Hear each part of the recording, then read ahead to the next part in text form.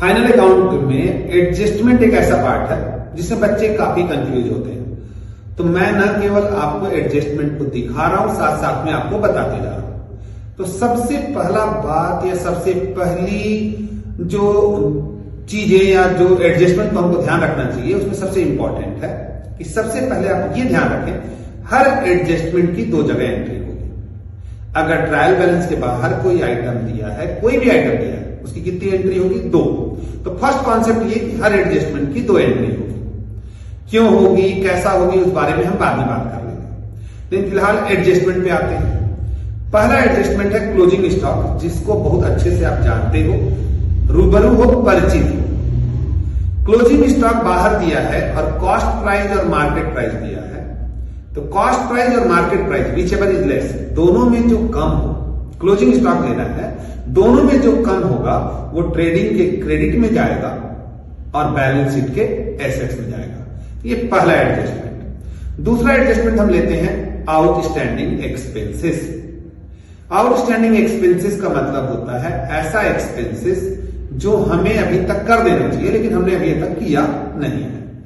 तो outstanding expenses जैसे trading से रिलेटेड है, तो आउटस्टैंडिंग वेजेस होगा तो ट्रेडिंग के डेबिट में वेजेस में प्लस होगा और बैलेंस शीट लायबिलिटी।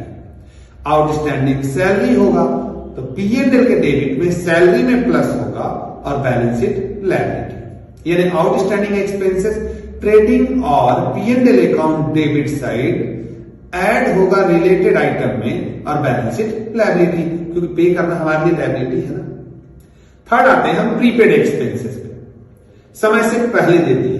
तो ट्रेडिंग या पीएनएल अकाउंट डेबिट साइड जो भी आइटम है, जैसे प्रीपेड वेजेस हो गया, प्रीपेड रेंट हो गया, तो ट्रेडिंग और पीएनएल डेबिट साइड माइनस होगा और बैलेंस शीट एसेट्स। प्रीपेड अगर है तो ट्रेडिंग से रिलेटेड आइटम का है तो ट्रेडिंग के डेबिट, प्रॉफिट एंड लॉस से रिलेटेड आइटम का है तो प्रॉफिट एंड लॉस के डेबिट में, रिलेटेड आइटम में माइनस और बैलेंस शीट एसेट्स। फोर्थ आते हैं accrued income.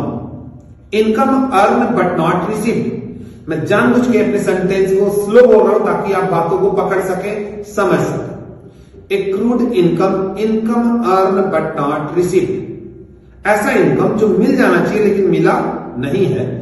Profit and loss की क्रेडिट साइड रिलेटेड आइटम में प्लस होगा और balance sheet assets. Like accrued interest, तो पीएनएल क्रेडिट साइड इंटरेस्ट में प्लस और balance sheet assets. Received in advance, ऐसा इनकम जो समय से पहले मिल गया, तो पीएनएल क्रेडिट साइड माइनस और बैलेंस शीट लायबिलिटी। नेक्स्ट हम आते हैं डेप्रिसिएशन पे। डेप्रिसिएशन जो है, डेप्रिसिएशन किसी भी फिक्स्ड एसेट्स के वैल्यू में जो कमी होती है उसको डेप्रिसिएशन कहते हैं। तो डेप्रिसिएशन पीएनएल के डेबिट में जाएगा और बैलेंस शीट के एसेट साइड रिलेटेड आइटम में माइनस होगा। डेप्रिसिएशन ऑन मशीनरी है तो मशीन में माइनस होगा, डेप्रिसिएशन ऑन फर्नीचर है, फर्नीचर में माइनस होगा। तो ये फर्स्ट 6 एडजस्टमेंट है। ये 6 एडजस्टमेंट, ये 6 के 6 एडजस्टमेंट को मैं आपको स्क्रीन पे दिखा रहा हूं। चलते हैं 7th एडजस्टमेंट पे। 7th adjustment interest on capital है। Interest on capital profit and loss के डेबिट में जाएगा, balance sheet liability side capital में प्लस होगा। इंटरेस्ट ऑन कैपिटल, जैसे मान लीजिए कैपिटल का 10% निकालना है तो 10% निकालिए। ये हमारे बिजनेस के लिए एक एक्सपेंसेस होता है, पीएनएल डेबिट और balance sheet liability side capital में प्लस हो जाएगा। अब आते हैं इंटरेस्ट ऑन ड्राइंग पे। ये हमारा 8th एडजस्टमेंट है, इंटरेस्ट ऑन ड्राइंग। ये बिजनेस के लिए इनकम है। ड्राइंग पे आप इंटरेस्ट निकालिए, पीएनएल क्रेडिट साइड जाएगा, profit and loss account credit side और कैपिटल में माइनस। ये 8th एडजस्टमेंट है। 9th adjustment bad debts. PL bad debts में डूब जाना यार, नहीं दूंगा। प्रॉफिट एंड लॉस के डेबिट साइड, ये हमारे एक्सपेंसेस है, लॉसेस है, पीएनएल डेबिट साइड और डेटर में माइनस। माइनस करने के बाद जो बचा हुआ डेटर है, अगर क्वेश्चन में एडजस्टमेंट में नेक्स्ट एडजस्टमेंट है प्रोविजन फॉर बैड डेट्स। तो बैड डेट्स माइनस करने के बाद जो डेटर बचेगा उस पर निकालेंगे प्रोविजन, और ये जो प्रोविजन है पीएनएल डेबिट में जाएगा और ये भी डेटर में माइनस होगा। इसके बाद अगर डिस्काउंट ऑन डेटर दिया तो provision for bad debts minus करने के बाद जो डेटर बचेगा उस पर डिस्काउंट निकालेंगे, और डिस्काउंट जो होगा P&L डेबिट में, और वो भी डेटर में minus. Understand Rahul? Yes sir. Next हम चलते हैं, अगर हम आगे एडजस्टमेंट की बात करें तो नेक्स्ट एडजस्टमेंट है बैड डेट्स रिकवर्ड। कई बार ऐसा होता है कि डूब गया पैसा, मिल गया, ये प्रॉफिट एंड लॉस की क्रेडिट साइड जाएगा, और प्रॉफिट एंड लॉस की क्रेडिट इनकम हो गया ना, बैड डेट्स पैसा मिल गया, बैड डेट्स रिकवर्ड, डूबा हुआ पैसा मिल गया, ये P&L क्रेडिट साइड, और बैलेंस शीट एसेट साइड पैसा मिला है, कैश मिला है, balance sheet asset side cash में प्लस। नेक्स्ट आते हैं discount on creditor. Discount on creditor, अगर क्रेडिटर पे डिस्काउंट है तो P&L क्रेडिट साइड जाएगा और क्रेडिटर में माइनस होगा। प्रॉफिट एंड लॉस के credit side, balance sheet liability side creditor से माइनस। तो हमने पहले 6 एडजस्टमेंट देखे थे, 7 से 13 ये एडजस्टमेंट है, 7 नंबर से लेके 13 नंबर तक ये एडजस्टमेंट है। इन्हें आप नोट कर ले, देख ले या स्क्रीनशॉट ले लें। ओके, नेक्स्ट हम आते हैं डेफर्ड रेवेन्यू एक्सपेंडिचर। याद रखना दोस्तों, एडजस्टमेंट नंबर 14। 6 के बाद मैंने थोड़ा सा गैप लिया था, 13 के बाद थोड़ा सा गैप लिया नहीं, गैप दिया। Deferred revenue expenditure, deferred revenue expenditure इसका कुछ हिस्सा है, नॉर्मली जितना रिटर्न ऑफ करना है वो P&L डेबिट में जाता है, और रिमेनिंग डेफर्ड रेवेन्यू एक्सपेंडिचर जो होता है वो बैलेंस शीट एसेट साइड। जैसे डेफर्ड रेवेन्यू में 1/5 P&L डेबिट साइड आ गया, तो रिमेनिंग 4/5 एसेट साइड। जैसा एडजस्टमेंट में लिखा है वैसा करना है। Interest on loan, profit and loss account के डेबिट साइड और balance sheet liability side capital में plus. Drawing of goods, business से आपने गुड्स निकाल लिया, ट्रेडिंग अकाउंट डेबिट साइड अब परचेज से माइनस कर लीजिए, और निकाले हो ना गुड्स, तो trading account debit side purchase से माइनस कर लीजिए, और बैलेंस शीट में आप कैपिटल से माइनस करिए। ड्रॉइंग जो होता है वो कैपिटल से माइनस होता है।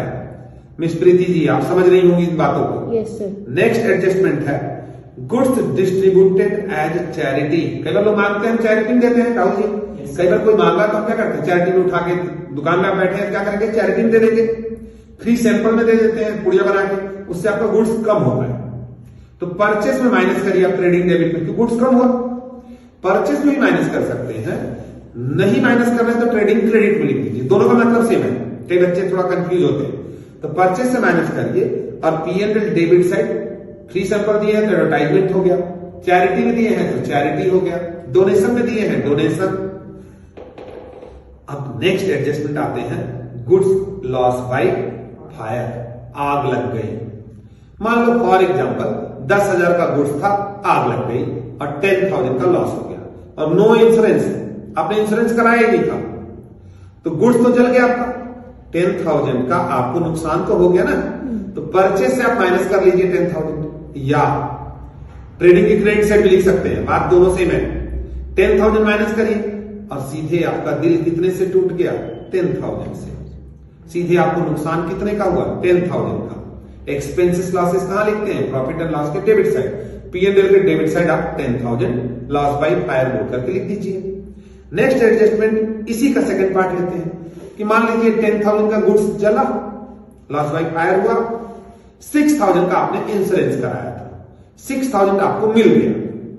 तो आग तो 10,000 की लगी है ना, जली तो 10,000 से है, तो 10,000 परचेस से माइनस, 6,000 जो मिल गया वो कैश में प्लस या बैंक में प्लस, इंश्योरेंस कंपनी ने दिया। दिल टूटा 4,000 से, 4,000 का लॉस हुआ P&L के डेबिट में। पहली केस में पूरा ही दिल टूट गया, कुछ पैसा नहीं मिला, तो पूरा P&L डेबिट में गया। दूसरी केस में 6,000 मिल गया, तो 4,000 से दिल टूटा। तीसरी केस कुछ अच्छी बातें भी हो जाए, 10,000 का लॉस बाय फायर था, 10,000 का 10,000 हमको मिल गया, इंश्योरेंस कंपनी ने 10,000 दे दिया, full insurance claim.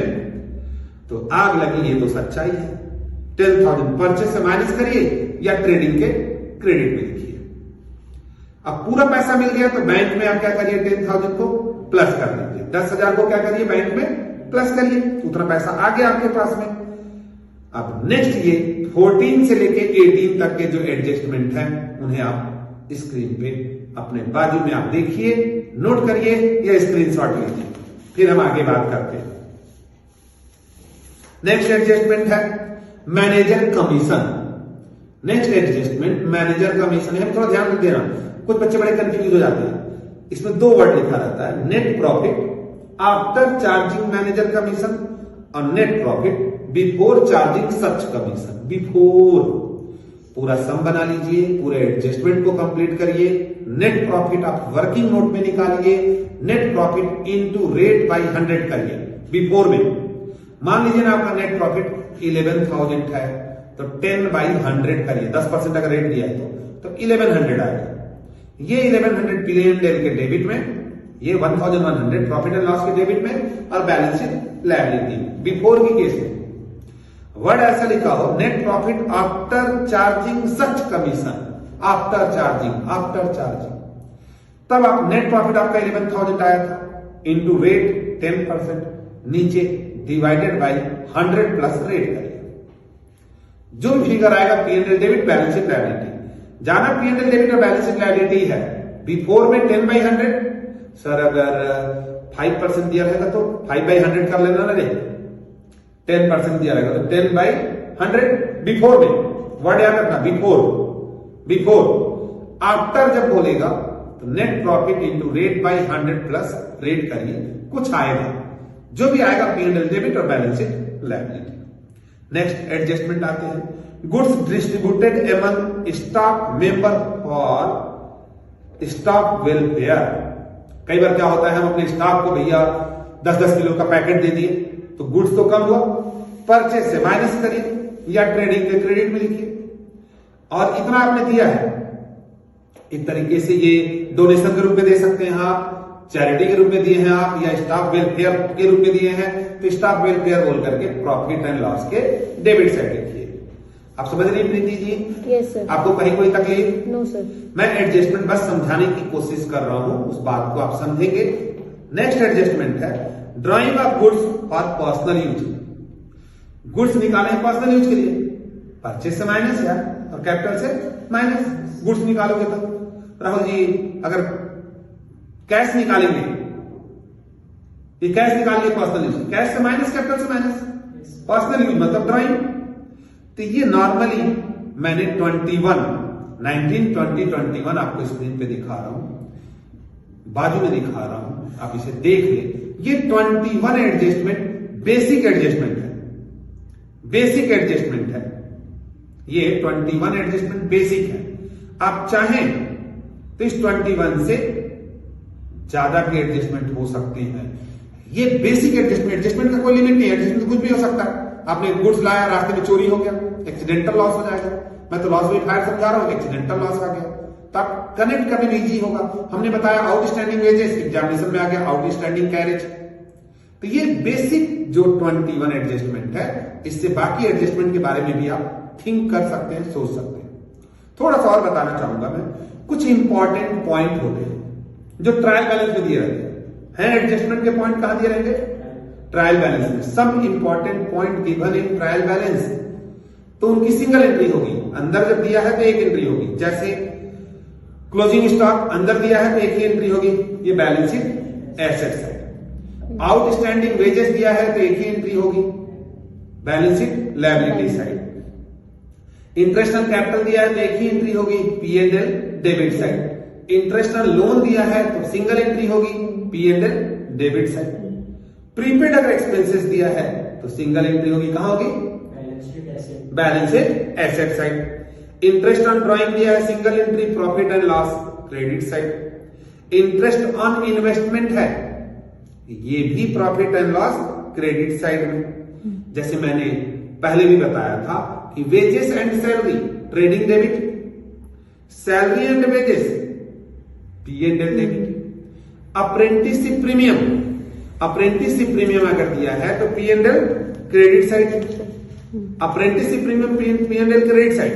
Depreciation on machinery दे दिया, डेप्रिसिएशन ऑन मशीनरी अगर आपको दे दिया तो डेप्रिसिएशन ऑन मशीनरी एसेट्स में माइनस नहीं होगा, ये P and L debit side.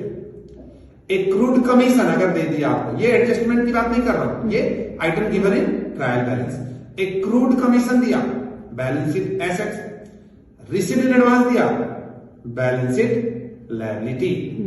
तो ये फाइनल अकाउंट के एडजस्टमेंट के बेसिक कॉन्सेप्ट है। इसके ऊपर डिस्कशन करेंगे, एक एक आइटम पे काफी देर का डिस्कशन हो सकता है।